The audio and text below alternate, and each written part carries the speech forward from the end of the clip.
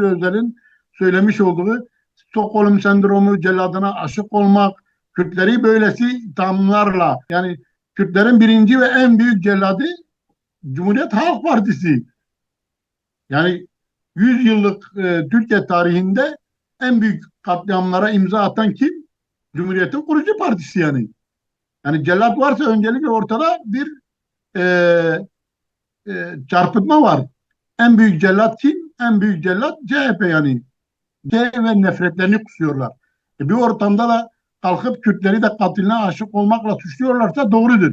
80 yıl Kürtler kendi katiline aşık edildi. Özellikle Dersim'de soykırım yapan CHP'ye Dersim'deki Kürtler aşık ettirildi. Bunlar haklıdırlar. Bu konuda ben hak veriyorum kendilerine. Bunu da belirtmelerini de olumlu görüyorum. İnşallah yarın öbür gün bundan dolayı da özür de dilerler. Bu noktaya da gelirler.